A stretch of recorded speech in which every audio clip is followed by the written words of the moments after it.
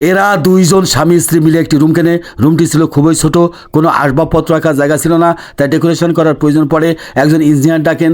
Engineer এসে প্রথমে সুন্দর একটি খাট তৈরি করেন, খাটের উপর কমল বিছানা বিছিয়ে দেন, খাটের উপর থেকে যাতে মেঝে না পড়ে যায় সে ব্যবস্থা করে দেন। খাটের পাশ দিয়ে শর্ট প্যাড দিয়ে দেন। খাটের পাশে সুন্দর একটি টেবিল তৈরি করেন, টেবিলের উপর আয়না রাখেন সাজগোজ করার জন্য।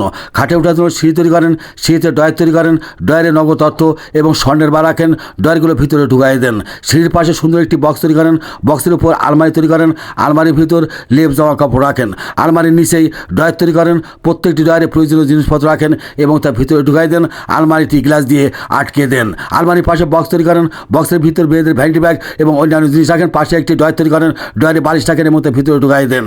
তারপর ইঞ্জিনিয়ার একটি আলমারি তৈরি করেন, আলমারির ভিতর জামা কাপড় রাখেন, অন্যান্য জিনিস রাখেন এবং তা গ্লাস দিয়ে আটকে দেন। পাশে আরেকটি আলমারি তৈরি করেন, আলমারির ভিতর জামা কাপড় রাখেন এবং তা গ্লাস দিয়ে আটকে দেন। খাটের নিচেই আলনা তৈরি করেন, প্রত্যেকটি আলনায় প্রয়োজনীয় কাপড় চোপড় রাখেন এবং তার ভিতরে ঢুকাই দেন। খাটের সামনে শোকেস তৈরি করেন, শোকেসের ভিতর প্রয়োজনীয় বইপত্র রাখেন।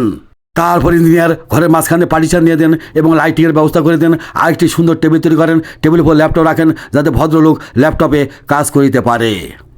টাকা না মাকে বেশি ভালোবাসেন? যদি মাকে বেশি ভালোবাসেন কমেন্ট বক্সে লিখে দিন আই লাভ ইউ মা। দয়া করে চ্যানেলটিকে সাবস্ক্রাইব করুন।